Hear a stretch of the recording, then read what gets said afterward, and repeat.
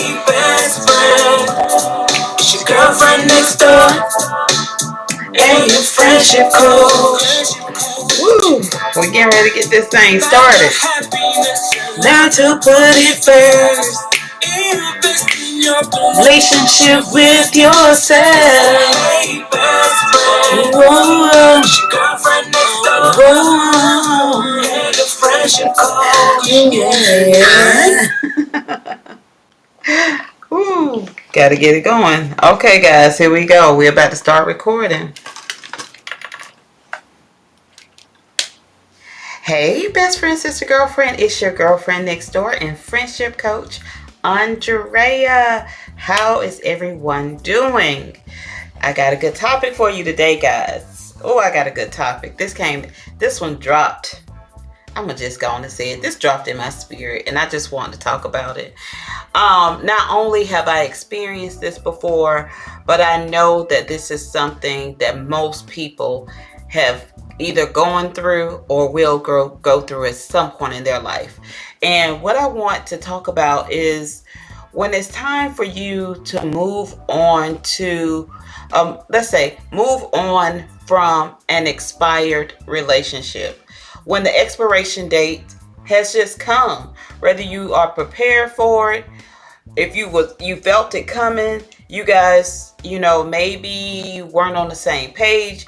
You may have had some fallouts before, but you just feel something moving and there's really not much you can do about it, but then you begin to say, okay, I feel it, and boom, it happens. How do you deal with the pain of this? How do you deal with the long-standing relationship that you could have had for 20 plus years? Could have been your good girlfriend from elementary school through high school, college. Maybe you guys reconnected after you guys have gone off to college and you come back together and it's like you found your heartbeat again. She's your sister. And for whatever reason, you guys, the relationship has its time to end. It's hard. I mean, I cannot express to you the feeling that you may feel. I'm gonna be honest with you, some of it feels like it's literally a funeral, depending on how close you were to that person. If this was someone that you had gone through some very trials and tribulations with, if you had some of your best and fond memories with this person, like your good girlfriends, or even in a relationship, you spend a lot of time with these people. You think about what's going to happen when you guys get older. Are you going to have children? Will your children be best friends? This person could be like a sister or brother to you, and you really never ever feel that this could possibly end. And one day, it's doomsday. And you have to deal with the pain, the hurt, the sadness, all of the things, the emotions that you would go through, probably with the breakup of a boyfriend. Even worse, when it's like a good girlfriend, it's very painful. It hurts. So I want to talk about, holding on to the dream of what could have been, what should have been. And when things like this happen in your life, and I just recently had this happen to me, you have small triggers that you don't even realize would even bring up an emotion from that previous friend. Whether it's, someone says their name, or if you never erase their contact out of your phone, you put in looking for something in your phone and an old text message come up. Any of those emotions that you could have gone through at that moment, it starts to boil back up. So how do we deal with these things? That's one thing. I mean, it's very difficult. But how do you tend to move on from someone that was such a large part of your life? It's difficult for a lot of people, but it's possible for it to be done. The memories will always be there. The thing that you have to do is try to not hold on to the pain so much, but really the good part. So one of the things you need to allow yourself to do is, first of all, when this happens, you need to allow yourself to simply feel.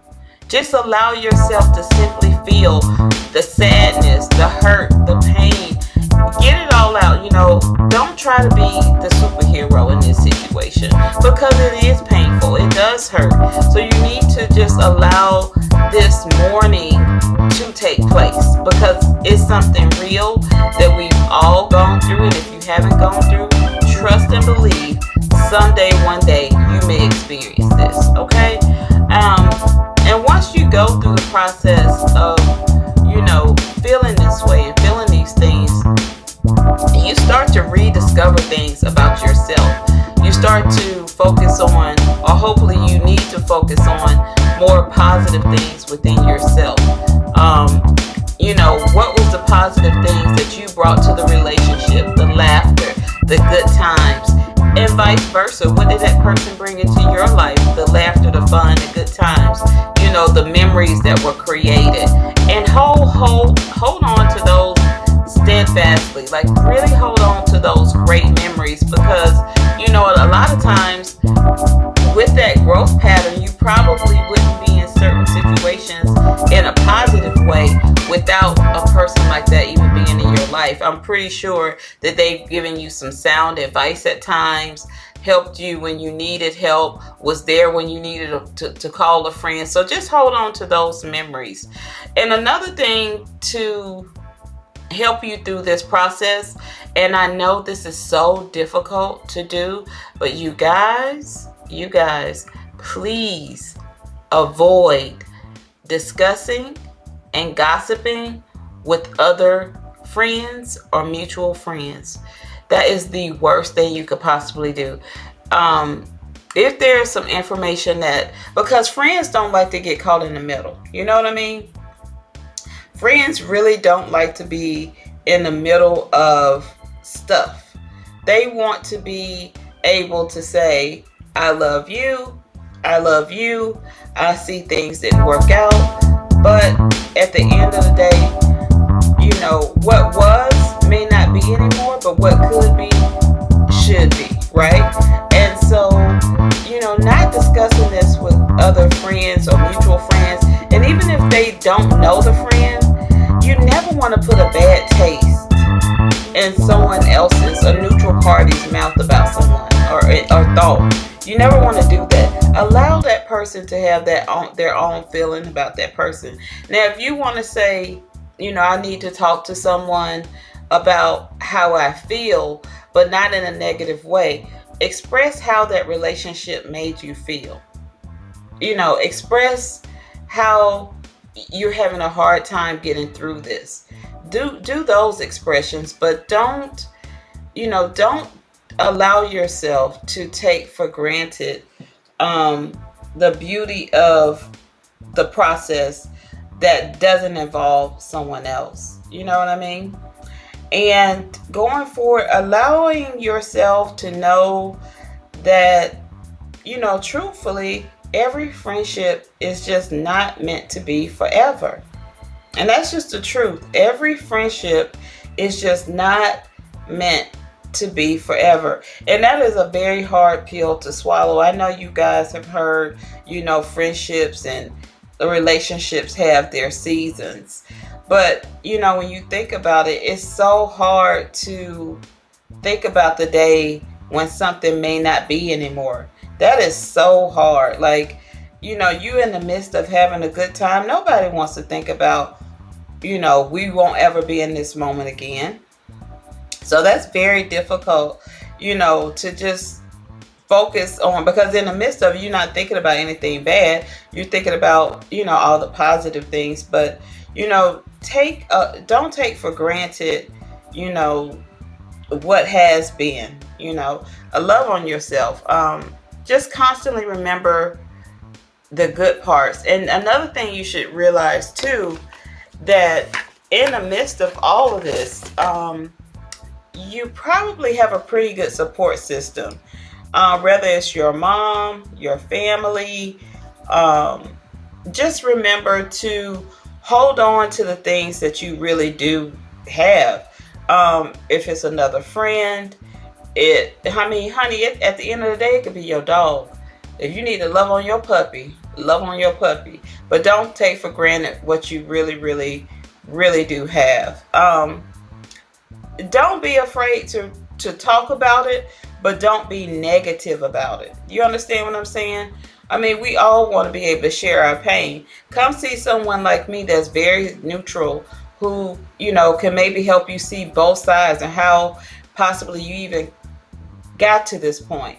I mean, that's another thing that sometimes the healing process is understanding, how did you really get to that place in a relationship? How did it even start? Where did you go wrong? Why didn't you see it coming? And you have to be realistic about what your role was in the relationship or in the failure of the relationship. What truthfully was your role? Because it's not generally always one-sided. What do they say? You have one. What is it?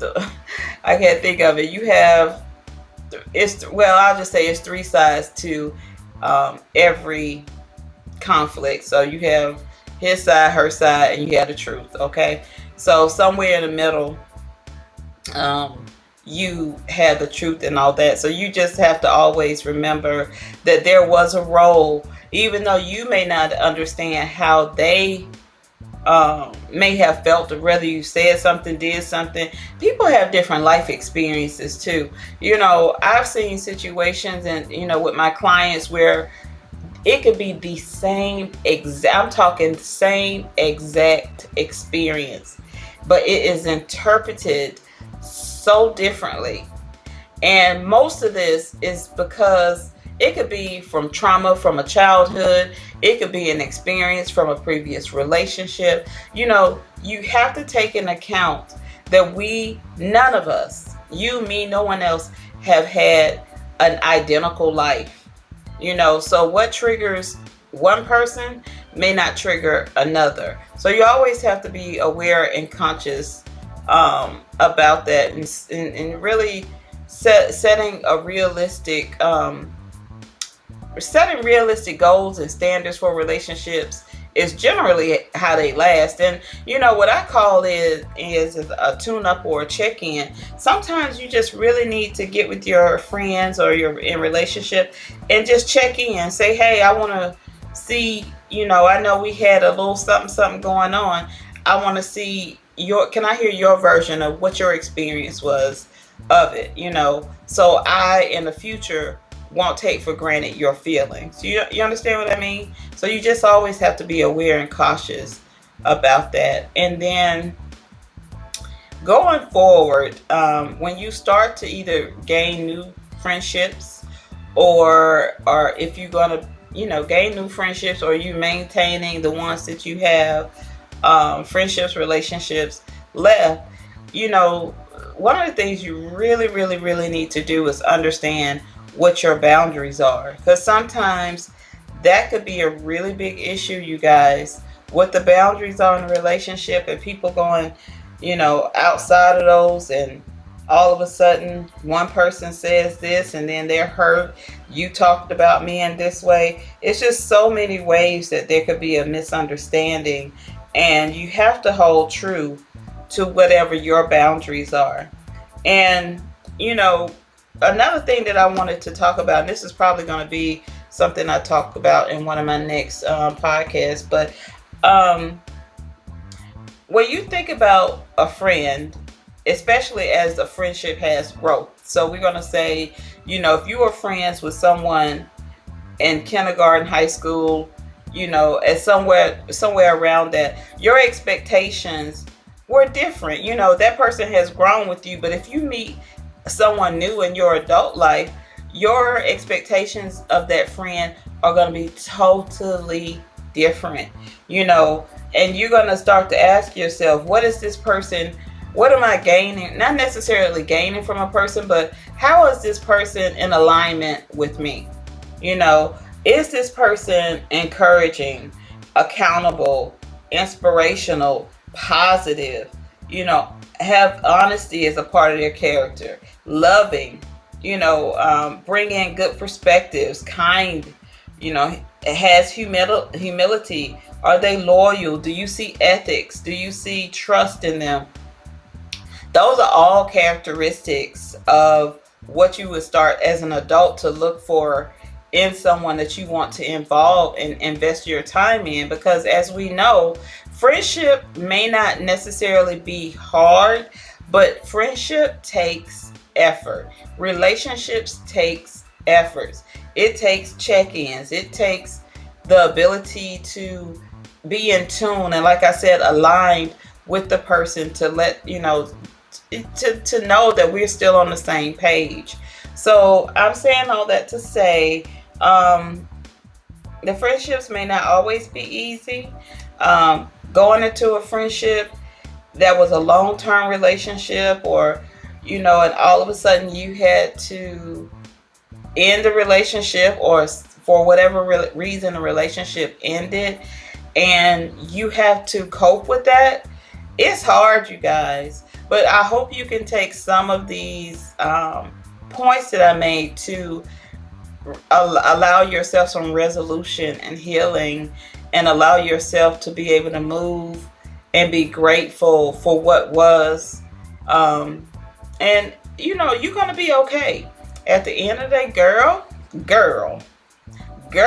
you're going to be okay. Because I got to bring it all back home. I got to bring it on back home. Now we can talk real good. Now we can talk. We can give you some pointers.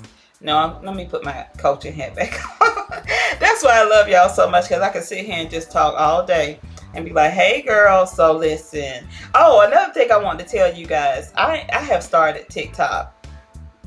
I don't know if I've quite got my groove on TikTok, because I start off with everything with, hey best friend girl. Oh shoot, I done messed it up. Hey best friend, sister, girlfriend. There we go. That's my little catchphrase. I just always like to say that. But I want to, get in a groove of my social media, and I'm already. But if you are on TikTok, look for me at your friendship coach or your girlfriend next door. I set up two different ones only because I felt like on the friendship coach, I want to kind of be a little bit more serious and give you some pointers, still myself, but give out some good key points. But girl, on the girlfriend, on your girlfriend next door page, the hair is down. Okay. Now, I might just go over there and check it out. That's all I'm gonna say. Just go over there and check it out. But anyway, also in the news of your girlfriend next door and friendship coach, I am on Clubhouse, and I'm actually I don't know if this particular podcast is going to be up for the first one, but I am doing my first Clubhouse tonight with her name is Miranda of Bougie Girl. I'm sorry, let me get it right, because we changed it last night. I was trying to help her with a little bit of her branding and marketing. So it's I'm Bougie Girl. Like, I'm Bougie Girl. I'm Bougie Girl. Excuse me. But yeah, so we're going to be talking about, expectations of friendships. What's going on, girl? Because we seeing breakdowns, breakups, sideways, upside down. Honey, you go on any TV show right now, and the female relationship seems to be broken. I mean, that was part of the reason why I started friendship coaching, is because I was tired of seeing the demise of female relationships. I wanted to see us get together. Get it together. All right, guys. Well, as always, your girlfriend next door and friendship coach, she love y'all. Until next time, I will see you then. This was short and cute, right? This was real short and cute. So I'll see you guys later. You know the song. I'm not going to sing it. Hey, best friend. There you go. I'll play it for you. All right. Love you. See you later. Bye-bye.